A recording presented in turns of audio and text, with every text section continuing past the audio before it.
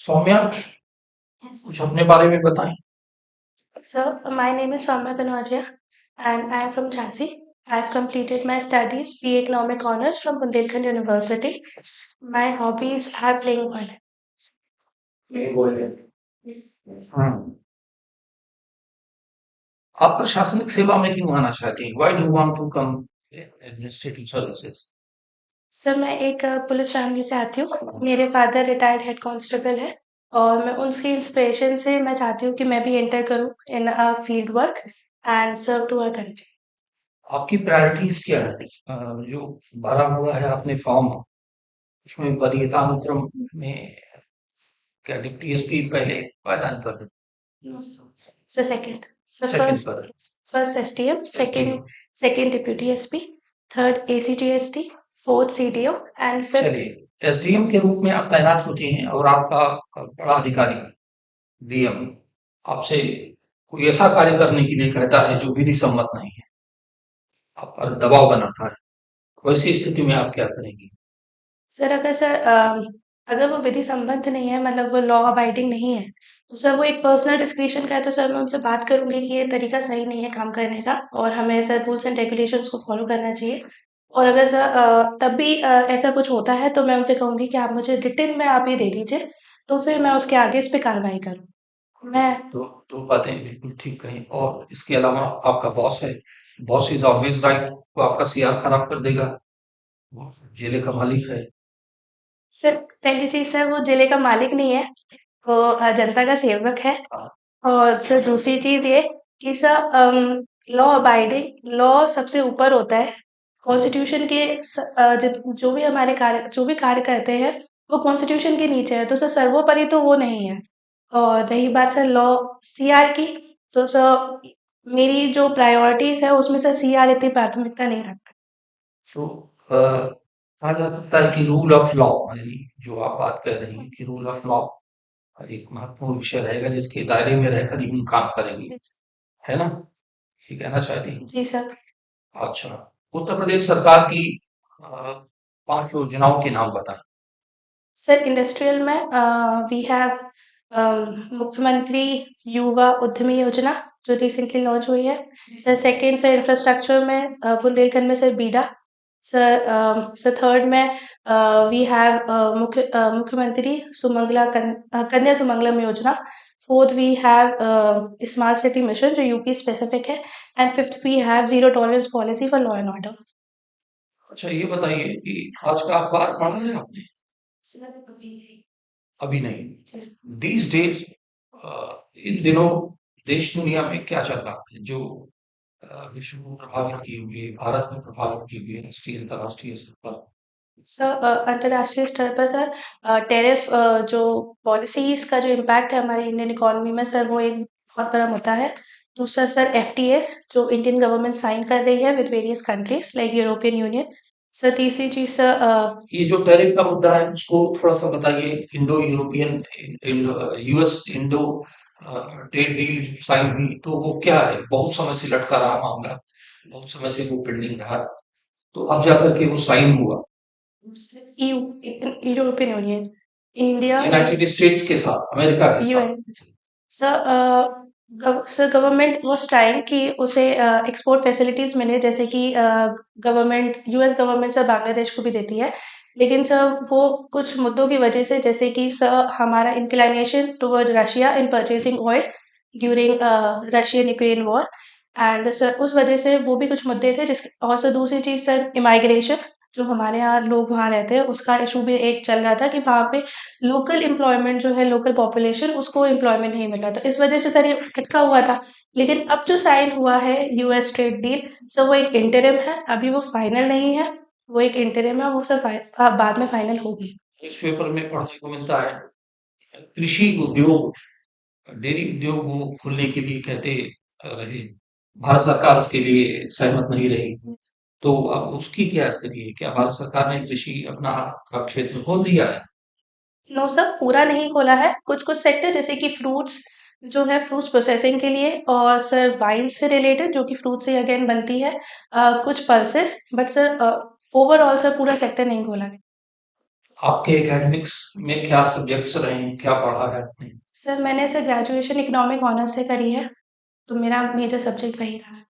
ठीक, सर। सौम्या, तुमने बीए किया है, उसके बाद पीजी नहीं किया है, क्यों? सर बीए करने के बाद मैं सर प्रिपरेशन करने लग गई थी। कब किया बीए? सर 21 में 2020 21 से since then you are से preparing. प्रिपेयरिंग। ओके। अच्छा सौम्या, ये बताइए आप मुझे कि आप झांसी को बिलोंग करती है, जी सर। तो what was the role of Jhansi in 1857 and what?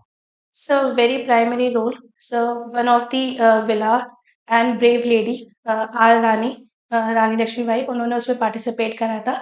और सर दूसरी चीज़ ये कि सर झांसी एक प्राइम लोकेशन रहा है हमेशा से ही। फिर क्यों बिलोंग हुआ था झांसी में? सर झांसी में सर डॉक्ट्राइन ऑफ लेप्स को इम्प्लीमेंट करा जा रहा था। ये जिस क्या था? Sir doctrine of lapse Lord Dalhousie की पॉलिसी थी, जिसके तहत सर अगर किसी किंगडम में लीगल है नहीं, मतलब अडॉप्टेड है, लीगल नहीं है, खुद का नहीं है, तो उसे वो जब्त कर लेंगे, मतलब पूरा एडमिनिस्ट्रेशन लॉर्ड डलहौजी के अंदर चला जाएगा।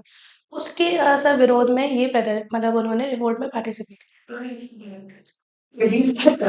बोर्ड पर मतलब आपकी क्या राय है कि क्या वो भारत का पहला स्वतंत्रता संग्राम था?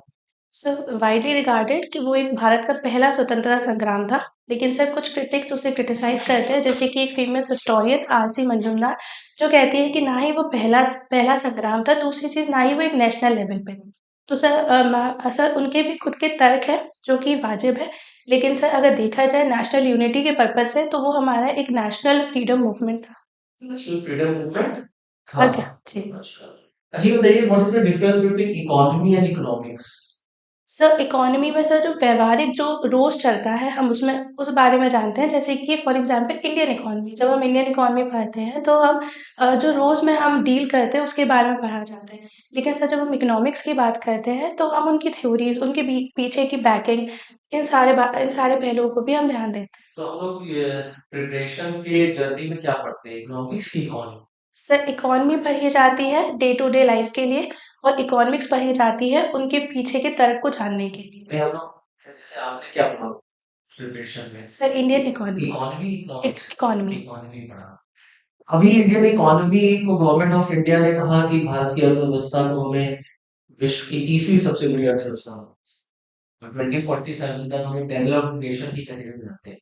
ये डेवलप्ड और डेवलपिंग का क्राइटेरिया क्या होता है, मतलब कैसे इसको डिफाइन? सर डेवलपिंग और डेवलपमेंट का जो क्राइटेरिया है वो सर यूएनडीपी डिसाइड करता है। यूएनडीपी डिसाइड करता है, और वर्ल्ड बैंक डिसाइड करता है कि कौन सी कंट्रीज डेवलप्ड होंगी on the basis of per capita income and GDP. Per capita income क्या? Sorry sir. ओके, चलिए सर ये बताइए सौम्या कि अभी एक बहुत इंपॉर्टेंट ऑपरेशन चला था, ऑपरेशन एब्सोल्यूट रिजॉल्व, जी सर। कुछ है तो नॉलेज के बारे में? सर किसने चलाया, कहाँ चला, क्यों चला? सर आई हाँ। Can guess in this. Sir ये जम्मू कश्मीर में चलाया गया बीएसएफ का प्रोग्राम, बीएसएफ का एक प्रोग्राम था, कैंपेन थी to eliminate the terrorism in Kashmir. And sir उसके साथ साथ सर एक अवेयरनेस प्रोग्राम भी चलाया गया था for the youth to not to help the infiltrator. अच्छा सर ने भी अभी आपसे क्वेश्चन पूछा था, इंडिया और अमेरिका के बीच फ्री ट्रेड एग्रीमेंट, ये फ्री ट्रेड एग्रीमेंट क्या, हम ये कंफ्यूजन हो गया, फ्री ट्रेड एग्रीमेंट क्या होता है and how it is different from CECA and CEPA? Sir free trade agreement sir vast line of products में एलिमिनेशन से जीरो एलिमिनेशन हो जाता है सर टैरिफ में। तो फ्री ट्रेड होता है, तो आप एक्सपोर्ट इम्पोर्ट करेंगे तो प्राइसेस में ज़्यादा चेंज नहीं होता है। लेकिन सर जो सीएपीए होता है, और जो दूसरा आपने बताया सीएटीए होता है, सीसीए होता है, सर उसमें सर वो इनिशियल स्टेज होता है। Sir there is always a stage कि पहले हम ये वाला एग्रीमेंट करेंगे जिसमें हम थोड़ी इकोनॉमी कुछ लाइन ऑफ प्रोडक्ट्स को ओपन करेंगे। पहले एफटीए होता है, तब सीईसीए सीईपीए, पहले पीटीए होता है, प्रेफरेंशियल ट्रेड एग्रीमेंट, जी सर। तब मूव करते हैं एफटीए पे आते हैं, तब मूव करते हैं सीसीए सीईपीए पे आते हैं, ठीक है? बेसिक डिफरेंस ये होता है, एफटीए में केवल गुड्स होते हैं, जी सर। सीसीए सीईपीए में सर्विसेज भी होती है, इन्वेस्टमेंट भी होता है, people to people contact people to people movement भी होता है। जी। अमेरिका के साथ हमारा क्या है? सर अमेरिका के साथ हमारा सर एफटीए, सीसीए या सीपीए? सर हमारा एफटीए है। FTA एफटीए इंटरिम एग्रीमेंट हुआ है एफटीए। और अभी अमेरिका से पहले भी हमने एफटीए किसी के साथ किया था, सर यूरोपियन यूनियन के साथ। यूरोपियन यूनियन के साथ। उसको क्या कहा गया? Mother of all Deals। All deals, yes. तो ये यूरोपियन यूनियन क्या है? सर यूरोपियन यूनियन सर वहाँ की जो सर कंट्रीज है 27 कंट्रीज है, उनकी एक यूनियन है जो उसका अपना एक वो as a block sir economic policies define करती हैं। मतलब इंटरनेशनल रिलेशन वो एज अ ब्लॉक डिफाइन करती नहीं, है। इनके 27 नेशंस आते हैं, तो क्या इनकी अपनी कॉमन इकोनॉमिकल पॉलिसीज होती है? हमने जैसे यूरोपियन यूनियन के साथ किया, जी सर। तो उस यूरोपियन यूनियन में जितने अलग अलग कंट्रीज हैं, फॉर एग्जाम्पल फ्रांस है, फॉर एग्जाम्पल जर्मनी है, जो भी कंट्रीज, तो क्या गवर्नमेंट ने सबके साथ पर्टिकुलरली साइन किया है कि ना कंबाइंड यूरोपियन यूनियन के साथ? Sir in a combined European union के साथ साइन किया है, लेकिन सर जब ये साइन हो चुका है इसके बाद वहाँ की जो रिस्पेक्टिव कंट्रीज के जो लेजिस्लेचर्स है वो भी इसे पारित करेंगे तब जाके ये लागू होगा। मतलब यूरोपियन यूनियन के साथ एज अ होल हो गया है, लेकिन सर इसके आगे का जो प्रोसेस है वो ये है कि ये जो अग्रीमेंट है वो हर पार्लियामेंट में भी पास होगा। मतलब पर्टिकुलर कंट्रीज भी अगर इस पे ऑब्जेक्शन उठाती हैं तो ये थोड़े समय के लिए हॉल्ट हो जाएगा। ये इसका वन ऑफ द चैलेंज है। यूरोपियन यूनियन के जी साथ सर। हुआ है। जी सर, ये वन ऑफ द चैलेंज है इसका। और ये यूरोपियन यूनियन से रिलेटेड एक टर्म आता है, यूरोजोन कहते हैं, जी सर। ये क्या होता है? सर यूरो जोन्स में सर कॉमन करेंसी वो यूज करते हैं आई गेस। कॉमन करेंसी से यूरो से ये डी डॉलराइजेशन आजकल बहुत एक टर्म है, ये क्या है de sir dollarisation? De dollarisation sir हमारा मतलब एक इकोनॉमी जो चल रही है सर, वर्ल्ड इकोनॉमी में डी डॉलराइजेशन का कॉन्सेप्ट ये है कि हम शिफ्ट होना चाहते हैं इन फाइनेंशियल ट्रांजैक्शन जो वर्ल्ड लेवल पे होते हैं from dollars to other currency. Other currency. जी सर। जैसे फॉर एग्जाम्पल सर जैसे विच कि करेंसी? सर जैसे कि अभी अगर हम ब्रिक्स की बात करें तो वहाँ पर सर जोर दिया जा रहा है चाइनीज करेंसी जो है उसका, कि उसमें भी हम ट्रेड करें। जैसे सर रशिया और चाइना ट्रेड करते हैं तो वो उनकी करेंसी में करते हैं। अगर ब्रिक्स में चाइनीज करेंसी में ट्रेड होगा तो इंडिया क्या उसको एक्सेप्ट करेगा? सर इंडिया ने सर अभी तक उसने अपोज नहीं करा है इस चीज को, क्योंकि ये ऑन ग्राउंड है, मतलब तो ऑन क्यों रिकॉर्ड। उसको एक्सेप्ट करेंगे? हम क्यों कहेंगे कि चाइनीज करेंसी में आप करिए ट्रेड? हम तो कहेंगे इंडियन रुपी में करिए। सर नहीं करेंगे? नहीं सर, कहेंगे, बिल्कुल कहेंगे, भाई क्योंकि आपका हमारा देश पर्सनल नेशनल इंटरेस्ट है। तो आप चाइनीज इंटरेस्ट को प्रमोट करेंगे कि इंडियन इंटरेस्ट? इंडियन इंटरेस्ट को। तो ब्रिक्स पे इंडिया ने चाइनीज करेंसी को प्रमोट करने को तो कभी कहा ही नहीं, और ये हो ही नहीं सकता। सर अभी ट्रेड हो रहा है और इवन इंडिया ने चाइनीज करेंसी में ट्रेड करा है रशिया के साथ। चाइनीज करेंसी में ट्रेड किया था रशिया के साथ, क्योंकि अमेरिका ने रशिया के ऊपर सैंक्शन लगा रखा जी था। सर। तो रशिया ने इंडिया को ये ऑफर किया था कि आप हमें चाइनीज करेंसी में पेमेंट कर सकते जी हैं, सही, one of the example. But Bharat ने कभी भी चाइनीज करेंसी को ब्रिक्स की करेंसी मानने के लिए कभी जी सर। यस नहीं बोला, कभी करेगा ही नहीं। जी सर। आप समझ रहे हैं? जी सर। और चाइना भी कभी नहीं करेगा कि इंडियन करेंसी को प्रमोट किया है। जी यही सर। तो ब्रिक्स में जी सर। अल्टीमेटली एक चैलेंज है।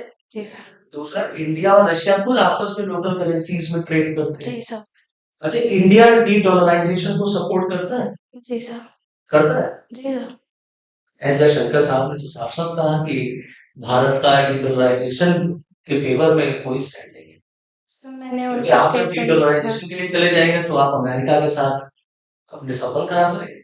सर सर फ्रंट में तो शायद उन्होंने नहीं कहा है, लेकिन उनकी जो पॉलिसीज है जिसमें वो रिफ्लेक्ट होता है कि वो प्रमोट करता है डी डॉलराइजेशन को। या डी डॉलराइजेशन को प्रमोट नहीं करता है। ये जरूर है कि भारत मीन्स एक करेंसी की हेजेमनी के अगेंस्ट है, बट हम डी डॉलराइजेशन के मतलब उसको प्रमोट नहीं करते हैं कि नहीं यार डॉलर खत्म हो जाना चाहिए। आप डी डॉलराइजेशन प्रमोट करेंगे तो आप अमेरिकन इंटरेस्ट के खिलाफ चलेंगे। हाँ, उसमें चाइना और रशिया है, क्योंकि इंडिया हमेशा एक बैलेंस अप्रोच जी सर, न्यूट्रल फॉर्मेट में। तो इसीलिए हमने कभी भी इस चीज को नहीं कहा कि हाँ India is favouring de dollarisation. Okay sir. अच्छा स्वामी, ये बताइए कि उत्तर प्रदेश का बजट आए, इकोनॉमिक सर्वे भी आए, जी सर। तो ये इकोनॉमिक सर्वे और एक बजट क्या डिफरेंस? सर बजट अपकमिंग जो गवर्नमेंट के प्लान्स हैं, प्रोग्राम्स हैं, उसका सर एक लेखा-जोखा होता है। लेकिन सर जो इकोनॉमिक सर्वे होता है, वो गवर्नमेंट की ग्रोथ को दिखाता है कि जो इकोनॉमी है, वो कितनी ग्रो कर चुकी है, वो इकोनॉमिक सर्वे और आने वाले क्या चैलेंजेस हो सकते हैं इकोनॉमी में, उसके बारे में तो बताता यूपी सरकार ने पहली बार क्यों पेश कर रहा क्या ऐसा पड़ गया यूपी सरकार को उसने इकोनॉमिक सर्वे पेश कर आज से पहले कभी नहीं पेश हुआ सर यूपी गवर्नमेंट जो है सर वो थोड़ा समय हो चुका है, ग्रोथ हो चुकी है इकोनॉमी की तो इन दिस लाइन सिटीजन्स को अवेयर करने के लिए what has actually done in UP and how much we have growth I think sir इस वजह से उन्होंने इकोनॉमिक सर्वे जो बजट आया है कितना साइज उसका बजट है इस बार sir sir approximately 9 lakh crore ठीक sir Saumya, you belong from Jhansi, Uttar Pradesh. Jhansi के क्लाइमेट और लखनऊ के क्लाइमेट में क्या अंतर दिखाई पड़ता है? सर सर झांसी के क्लाइमेट में थोड़ा ड्राइनेस है, वो एक एरिड रीजन है और उसके साथ-साथ सर वहाँ पे जो सॉइल फर्टिलिटी है वो काफ़ी लो है as compare to other region. जो लखनऊ का एरिया है वो एल्यूवियल प्लेन्स में आता है, तो सर ये कुछ झांसी की जो सॉइल है उसमें ऐसी कमी क्यों दिखाई पड़ती है? सर वो एक तरीके से वो एक एरिड सॉइल है, उसमें वाटर रिटेंशन काफ़ी कम है और सर जो बुंदेलखंड का जो ज्योग्राफी है मतलब जो वहाँ का जो रीजन है उसका जो अंडरग्राउंड रॉक्स है वो काफ़ी हार्ड है जिसकी वजह से वाटर सीप नहीं हो पाता एंड देयरफॉर सर पानी वहाँ पे बह जाता है, तो फर्टिलिटी काफ़ी लो है तो वाटर अगर हम बॉडी की ओरिजिन की वजह बारे में बात करें सॉइल की, जी तो सर। जैसे यूपी की तो लखनऊ की तो एल्यूवियल सॉइल, झांसी की सॉइल किस फॉर्म है? सर वो sir sandy soil semi sandy soil है वहाँ सैंडी पे। सॉइल है, जी sir, arid soil. Arid soil है। ठीक है। आपके फादर उत्तर प्रदेश पुलिस में थे। यूपी पुलिस के बारे में कुछ बताइए। सर मेरे father sir railway police force में अच्छा, थे। रेलवे पुलिस फोर्स में थे।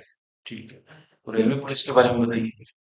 Sir railway police government sir जो रेलवे पुलिस होती है जो जिसमें मेरे फादर थे सर वो ट्रेन्स में ट्रैवल करते हैं स्टेशंस मैनेजमेंट में वो देखते थे और बस मतलब सर मैं उसमें स्पेसिफिक से चैलेंजेस चैलेंजेस जीआरपीएफ वगैरह में थे।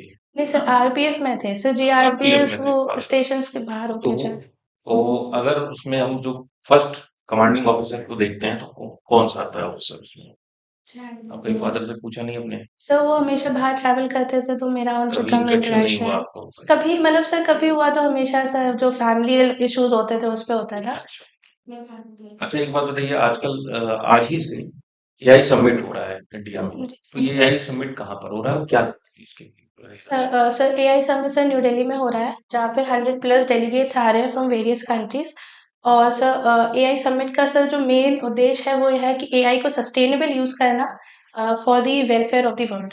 तो इसमें एक टॉपिक उठा रहे हैं डेमोक्रेटाइजेशन ऑफ एआई ये क्या चीज है?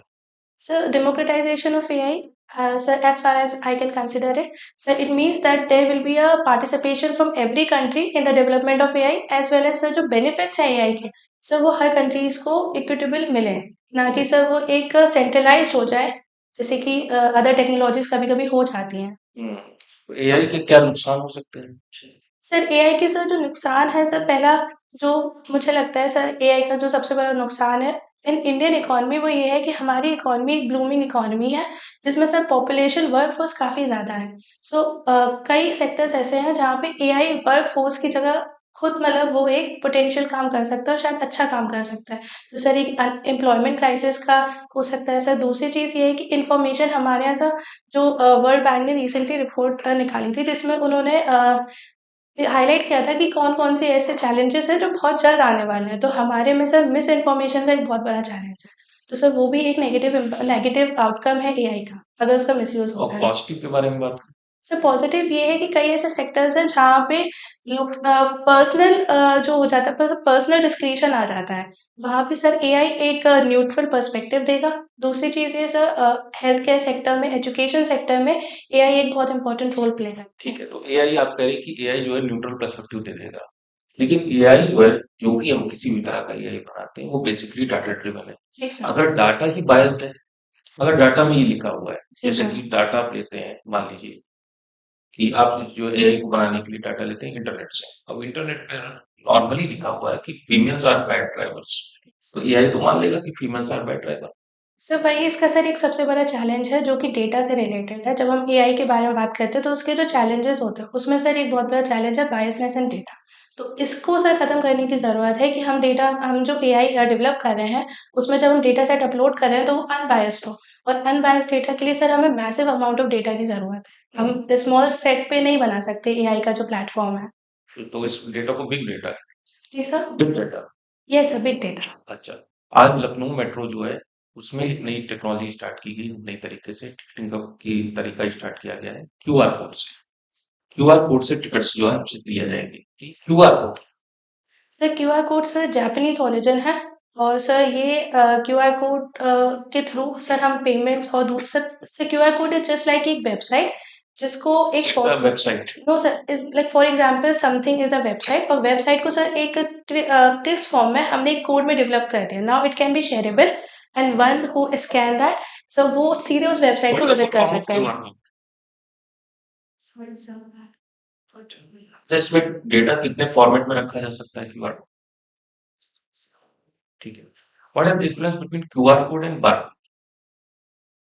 So barcode is specifically on a binary format, 0 and 1. And sir, I don't know about QR code. QR के बारे में नहीं। ठीक है। ठीक है सर। तो सौम्या आपका इंटरव्यू इज ओवर।